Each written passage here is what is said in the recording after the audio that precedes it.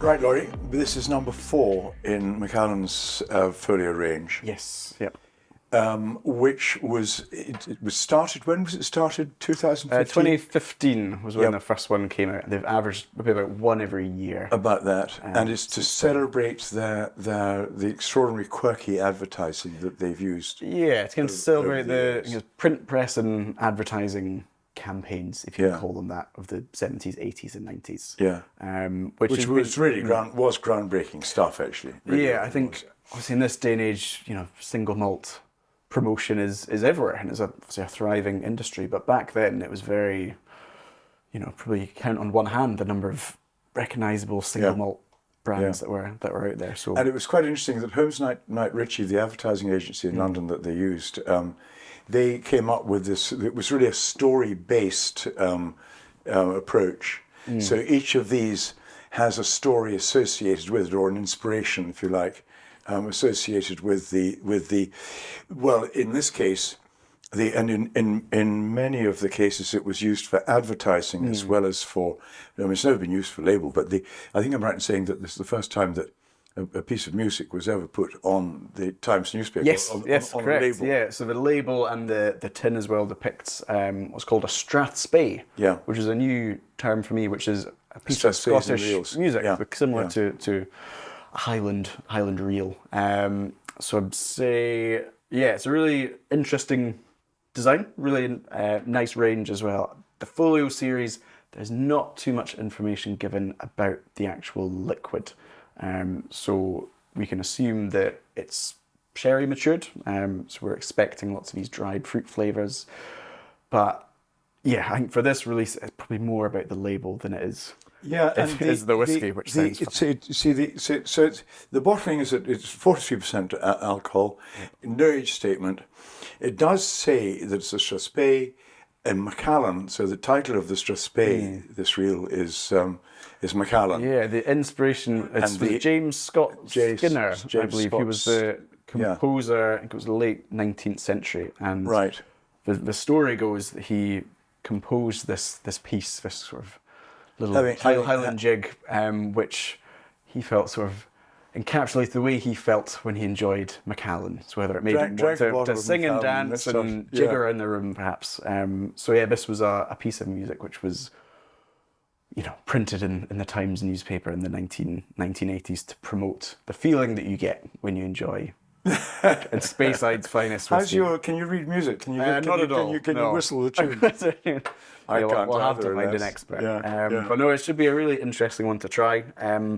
Macallan, obviously, these days is kind of a collector's item. A lot of these bottles are bought as an investment, and I think from a business point of view, it's been quite interesting. So these releases are typically about kind of maybe £250 on release, but I would guess that the majority are bought immediately and then sent to auction, which is sad. Generally, you could buy it for $250 and sell it the next week for over $1,000, which is remarkable, and it's very. There's nothing you can do about it. The thing I find strange is that Macallan will be aware of it. So when you place an order for bottle, there's no one bottle per household policy. It's possible to ship the bottle directly to an auction house, which you'd think they would step in and say, this isn't what it's about. So they must be fully aware of it. But I think, as I say, from a business perspective, this is an outturn of, I think, 2,000 bottles. They're basically losing out on £500 of margin each time, which is £1 million per release. Which I suppose in this day and age for a brand like Macallan, £1 million is a drop in the ocean. But it's something I found strange, because they could charge a lot more for it and they would still sell out. So whether that's they want to, build hype about the brand and, create this hysteria amongst collectors and investors and, there's a new Macallan out. I'd love to know what their strategy is.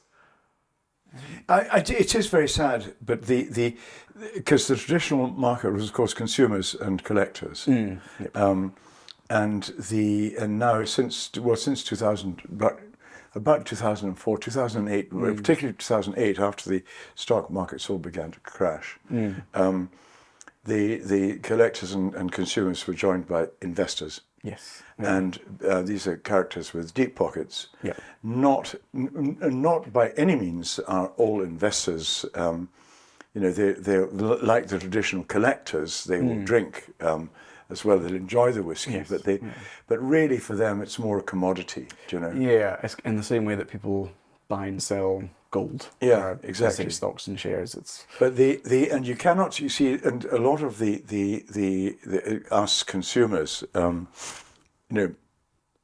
we get very fed up because we it's priced way beyond our capacity, Yeah.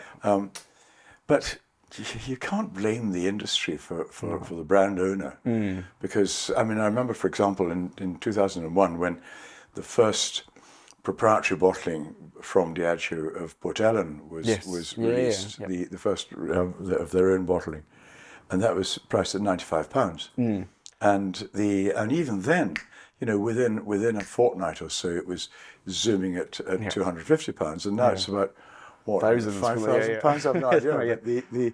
And so you cannot you can't blame the brand owner for capitalizing on his brand. Of course. But it is unfortunate because it's a great privilege to be able to taste it. And I'm one of the few. We are one of the few. It's very exciting. I think it's easy to criticize whether collectors or investors, a bit of both. But I think if everybody opened every bottle that was ever bought, we wouldn't have the chance to try bottles from the 70s and the 80s and all these amazing things. So there is value in people holding on to bottles. But positive thinking, Laurie. Positive thinking. But we're very much going to go against the grain and open this bottle of Macallan Folio 4, sorry. And it should be an exciting one to try. So without further ado, let's see. And we'll see if it makes us dance. Yeah, we'll push the table out of the way. We'll have a little jig. Why not?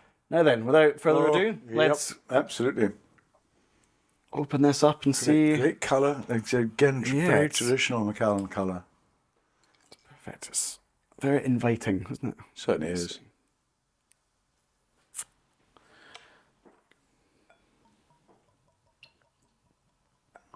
Macallan, of course, have always made a virtue of what loosely is termed ex-sherrywood maturation, which in fact is something of a misnomer because the sherrywood can be American oak or European oak. European oak has a looser grain, and the colour, this deep colour, comes from tannins in the wood. Sure.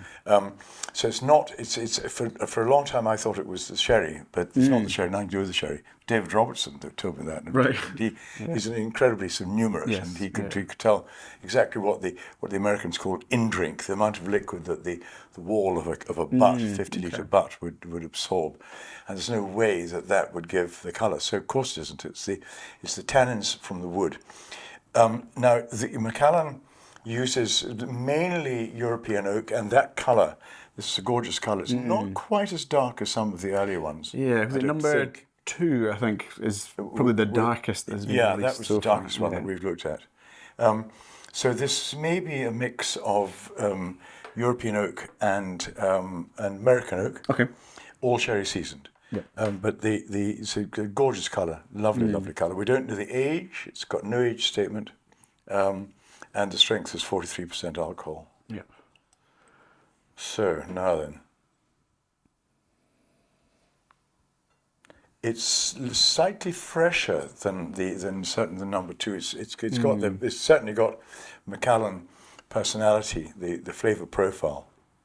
Yeah, for me, it's on the nose. It's of the first what we have now. Of the first 3, this shares a lot more similarities with 2. I would say in that it's a lot of the kind of typical sherry you're looking for. It's kind of dried fruits and. The nose feel effect is dry. It's nose drying,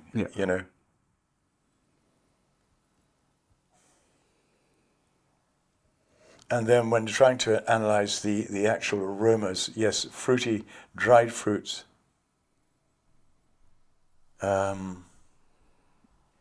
perhaps a slight chocolatiness in there. I'm not picking up much citrus, which we've picked up in others. No, it's a you bit more, quite often more get dense. orange peel or a crystallized orange. I'm not picking up much of that on this one. Perhaps a little zesty hint of crystallized orange peel.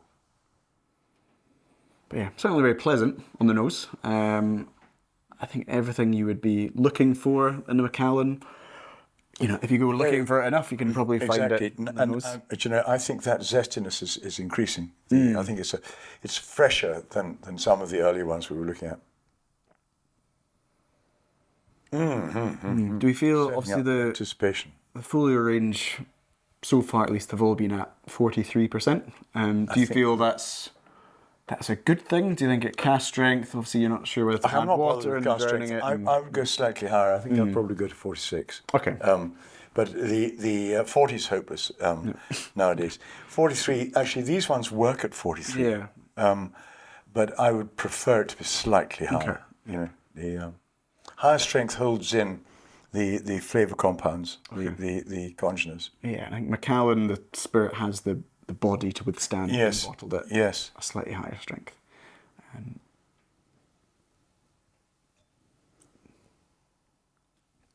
That orange peel comes through, it's slightly acidic, sides of the tongue. So smooth, creamy texture, sweetish start, but then this acidity, sides of the tongue, and then drying in the finish with some spice. Yeah, it is lovely. I'd say, this has lots of different elements to it, and I think it's not. We mentioned number 2 earlier, which is quite big Rich, on the sherry and quite like a chocolate cake almost, and this feels a little bit more refined. Again, it's not that one that the earlier one that we're looking at, number 2, that was more digestif. Yes, sort of coffee. Sort of this again is not. You could drink this really at any time. I wouldn't think. Well, it would drink very well late at night, but it would go well at any time. Quite frankly. Yeah. On the finish, does it sort of linger quite nicely for you, or is it quite short and quite abrupt? It lingers. It lingers well, and that spiciness carries on. It's still carrying on. It is a lovely drop. I mean, we've said this before, but there's not the ones that we've tried. There's not been a bad one so far. No, you're absolutely right. Wood spices with candied dates and sugared almonds. Maybe a trace of almond in the aftertaste. I don't think that it's more candied peel, for me, candied orange peel than dates. It's not as unctuous as dates. Yeah. But it's a very nice flavour. Very nice. Yeah, very pleasant indeed. And it's obviously rarely opened, this bottle, so it's lovely to try it. As I've said, kind of enjoy it. It's a pleasure. Reassuring that Macallan are still making top quality spirit and using it in expressions which, for most people, are just to be collected and to gather dust in a cupboard. Which is a shame. A separate issue. But from the whiskies, purely based on the whiskey, it's a triumph. As far as I'm concerned. It's great stuff. So very, very good. Yeah, pleasure to open it, and hey, a success. Lunch.